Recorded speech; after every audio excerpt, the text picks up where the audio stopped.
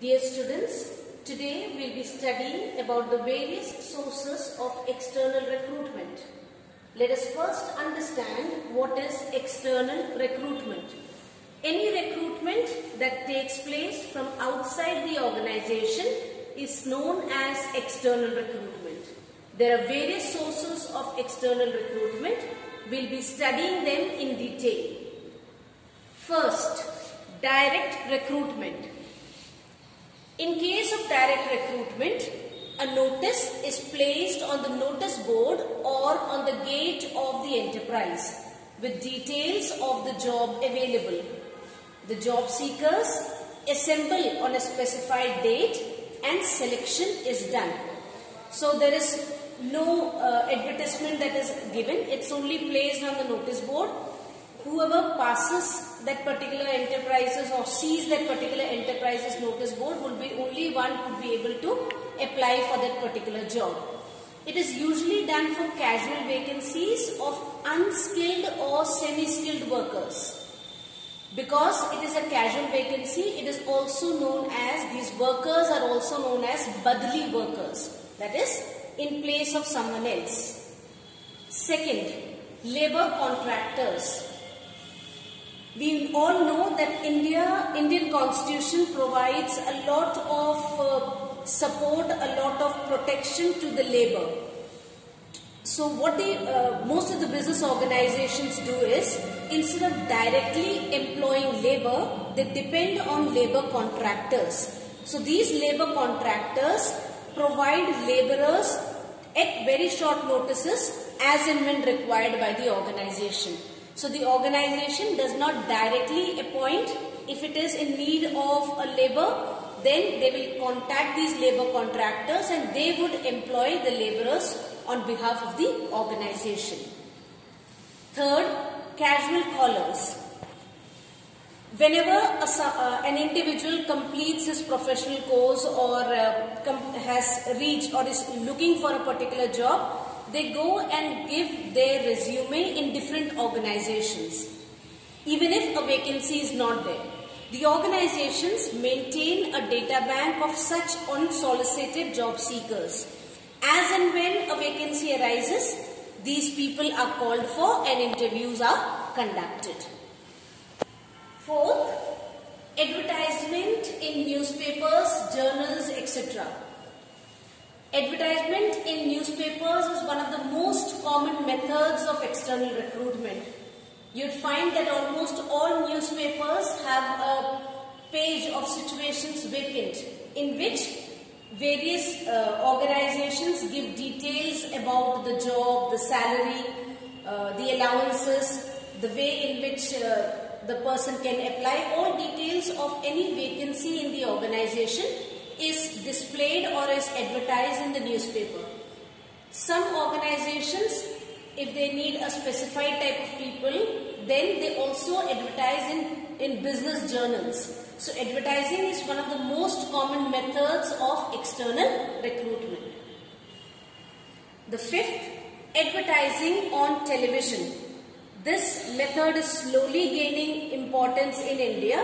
In the same way as we advertise in newspapers, the same advertisement is done via the television, or on the television the details of that particular job, the particular organization are all mentioned, and then people can apply. Usually you find that whenever there is a vacancy in a television channel, like if there is a vacancy for a news reader for say Aaj Tak or NDTV, then they would advertise it on their own channels, on their own television channels, rather than depending on any other mode of advertising. The sixth, web publishing. Internet publishing of situations vacant is slowly gaining importance in this era of more usage of internet. There are many organizations. One of them is Naukri.com. So it's a common platform that can be used both by the employee as well as the person who wants to employ.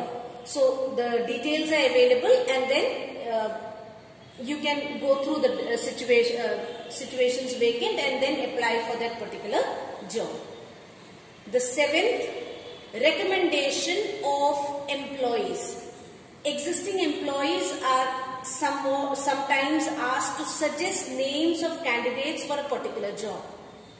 If suppose there is a vacancy that is created in an organization, instead of going out and inquiring from other people, the organization gives the opportunity to the existing employees to suggest the names of any suitable candidates for the job. One of the advantages of this particular thing is that if suppose I am recommending the name of a candidate, I would make sure that this particular candidate would be someone who would not pull down my name in the organization. So you can say the business has the advantage that the background of these new candidates is sufficiently verified by the existing employees. Point number 8, campus recruitment. Now this is one of the most common methods of recruitment in today's times. Different organizations, different business houses, they maintain a close link with professional colleges, with universities, etc. In the final year of students who are studying for a professional course, companies reach the campus to conduct interviews and select employees. Now this has a lot of benefit both for the company as well as for the student. Now we'll study those benefits. For the company, they get a pool of qualified personnel. A lot of qualified students are there. From there, they have a choice to select whomever they want for the organization.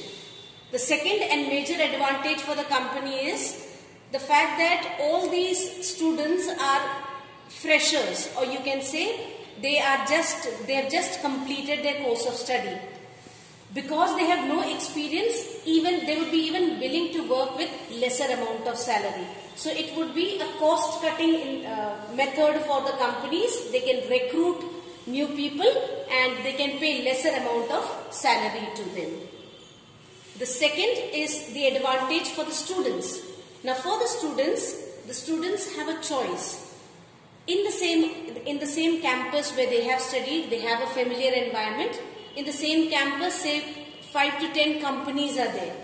They can attend all those interviews and then decide which would be a best choice for them.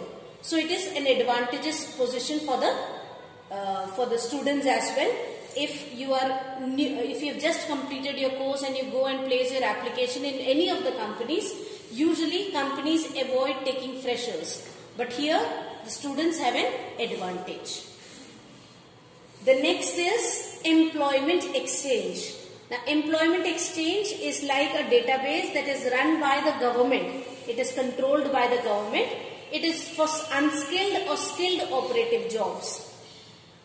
For certain job vacancies, it is compulsory to notify in the employment exchange, and they provide a direct link between job seekers and employers. Because it is run by the government, it is usually free of cost. There is no money that you have to pay. One of the disadvantages of employment exchange is that it is not updated regularly, and sometimes by the time you receive information about a particular job vacancy, the job would have the date of that particular vacancy would have already been out of that particular thing. You would not be able to apply because the date has already passed. The last, placement agencies and management consultants. We'll study them separately. We'll first study placement agencies. Placement agencies are similar to the employment exchanges that are run by the government, but these are run by the private agencies. Now because they are run by private agencies, they are more updated and they usually charge fees from the candidates. So if you've given your resume in a placement agency, they would charge a fees, and as and when a particular job vacancy arises, they would inform you about it. The next is management consultants. Management consultants are usually for technical, professional and managerial personnel. These type of consultants, they usually deal in middle level and top level management executives. They maintain a data bank of persons with different qualifications and skills, and as and when it is needed by some other organization, they inform these middle level or top level managers that there is a better job vacancy for there. You can apply for that particular job.